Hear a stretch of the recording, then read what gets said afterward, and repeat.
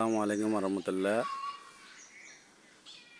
প্রিয় দেশবাসী ও রাজগঞ্জ ইউনিয়নবাসী, এটি হলো আমাদের কসাই নুরু কাকার ঘর। আপনারা দেখুন, এই যুগে এমন ধরনের ঘর আছে কিনা মানুষের, আমার জানা নাই। দেখুন কিভাবে খুব ঝুঁকিপূর্ণ এই ঘরটার মাধ্যমে তারা বসবাস করতেছে। সবাই দেখুন, বাঁশের খুঁটি দিয়ে, গাছের খুঁটি দিয়ে ঘরটাকে হেলান দিয়ে রাখছেন।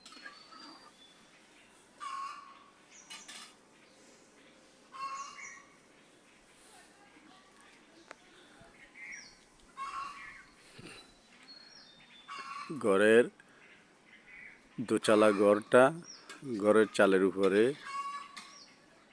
পলিথিন দিয়ে ঢেকে রেখেছেন। সবাই ভিডিওটা বেশি বেশি শেয়ার করুন।